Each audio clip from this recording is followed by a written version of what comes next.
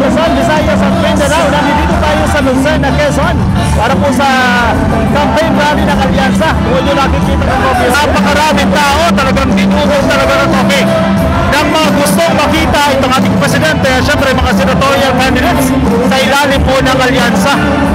Grabe, hindi mahulugan na yun. Sobrang daming tao. Mga taga-Quezon, shout out po sa inyo. Grabe, very participative pa. Yung mga taga-Quezon, nakikisayaw, nakikiingat. Grabe talaga ang Alyansa. Ay, kaya-kaya naman ba yan? Hindi na kaya yan. Ay!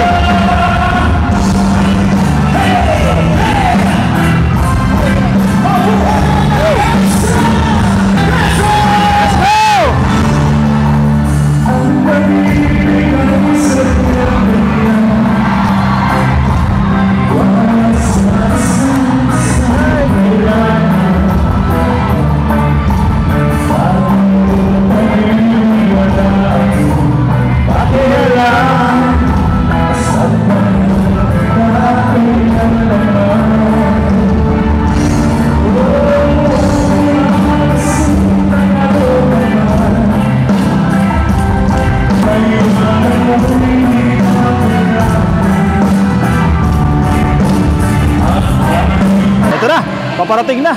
Sige, ibigay na natin ito. Ladies and gentlemen, ang ating Pangulo, President Ferdinand Marcos Jr. Alyansa para sa paglaban. Alyansa ng bagong Pilipino. Maraming salamat po, mga kababayan kong taga Lucena. Maraming salamat sa inyong napakainit na pagtanggap sa amin. Magsipo po tayo.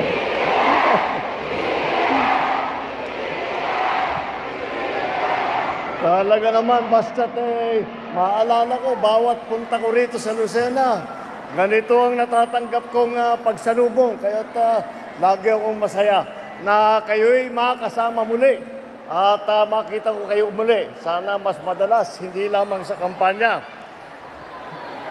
Alam nyo po, ako ay nandito po at ay nagpapasalamat po sa inyo lahat dahil po kayo ay nakarating dito sa aming rally kung saan namin ihinaharap sa inyo ang ating mga kandidato bilang senador sa samahan ng Alyansa. Alam niyo po, kahapon pinagdiriwang po natin ang araw ng paggawa o ang sinasabi nating Labor Day. Dahil po,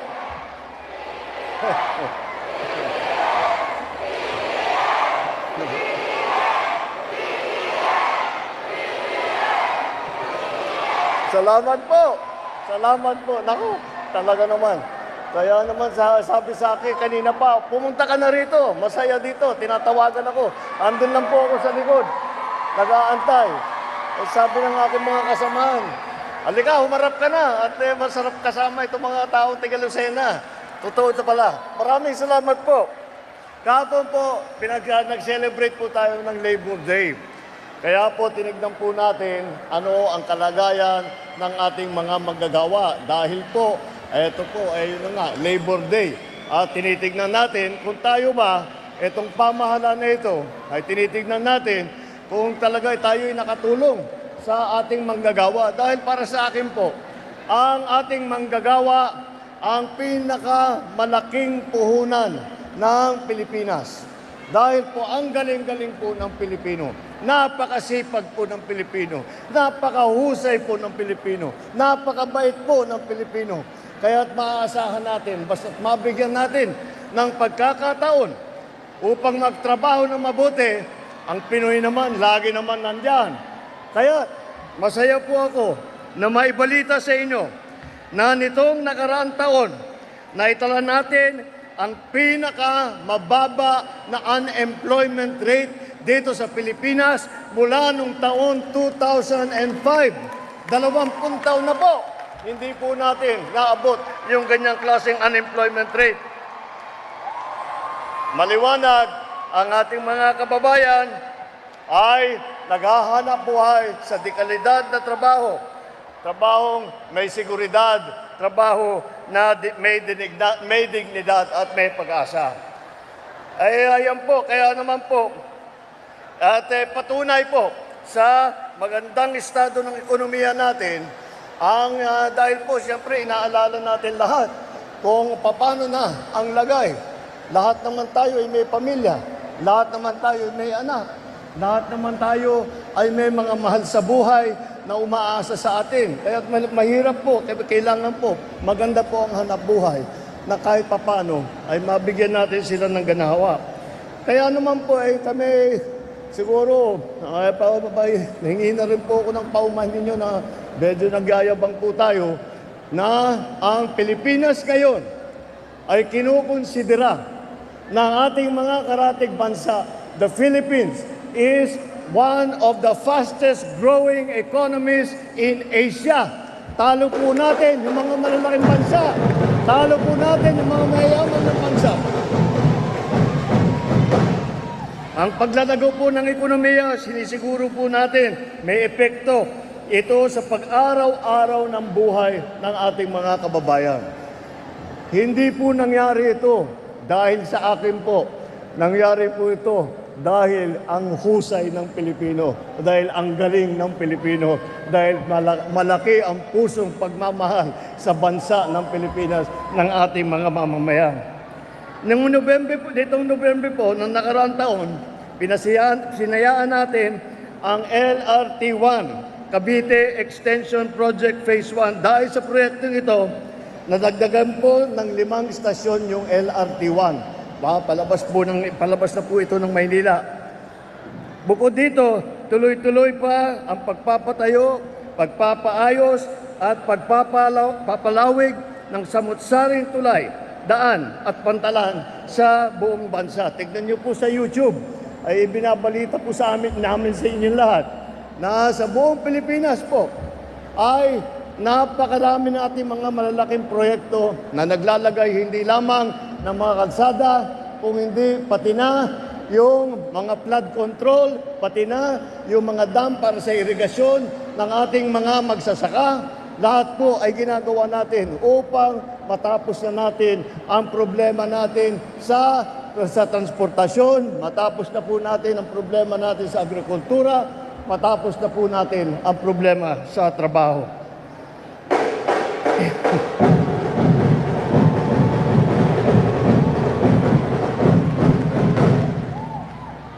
Dahil po hindi damang hanggang diyan.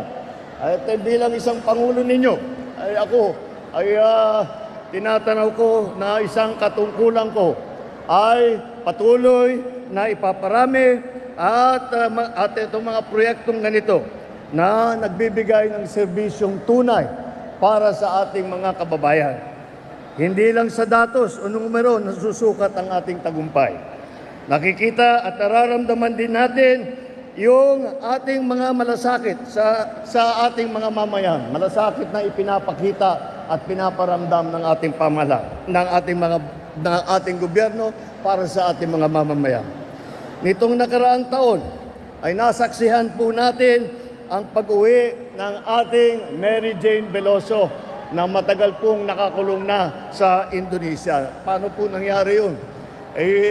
Ganun po. Paano? Kinaibigan po natin. Kinausap po natin ng maganda ang ating mga ang karatig bansa na Indonesia. At sa ganung pagsasama, sa ganung pagkakaunawa, sa ganung klaseng pagkakaintindihan, nangyari po ito at pinagbigyan po tayo. Ngayon si Mary Jane po ay nandito na sa Pilipinas at napakabilis na, napakadali na lang ng mga pamilya para makabisita sa kanya. Katulad ng tagumpay na ito, hindi po ito kayang gawin ng isang tao. Hindi po kagaya ng aking sinasabi. Una-una ay kailangan kakampi natin, kasama natin ang ating mga kababayan.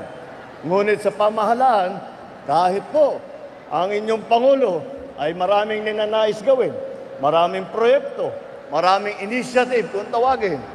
Kung hindi po, wala po ako malapitan, wala pong tumutulong po sa akin, hanggang sa akin na lang yun. Kaya kailangan natin na ipagpatuloy lahat po ng ating naging patagumpay at dagdagan pa sa darating pa. Alam niyo po, lahat po ng ating ginagawa, kami po ay nandito, nagsiservisyo po sa inyo.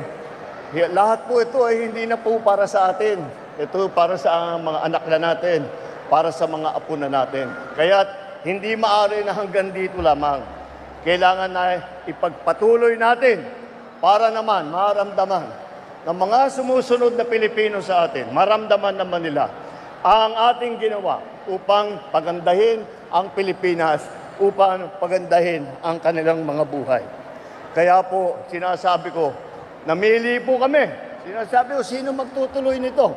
3 taon pa ang pagka-presidente ko.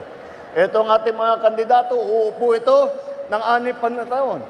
At paano natin titiyakin na lahat ng ating mga nagawa, lahat ng ating mga pinagmamalaki ngayon ay maipatuloy. Kahit na wala po ako rito, wala na po ako rito, ay sana naman ang ating mga senador na talaga naman, narinig nyo po na po sila, na alam nyo na po ang kanilang mga naging record. Alam nyo na po ang kanilang mga pinaplano. Ay sana naman, basta't nandyan po sila, maaasahan ninyo na ipagpapatuloy nila itong magandang performance na ating ginagawa. Itong magagandang mga proyekto na binibigay natin sa sa taong bayan upang pagandahin ang kanilang buhay. At sino ba? Itong ating mga kaalyansa.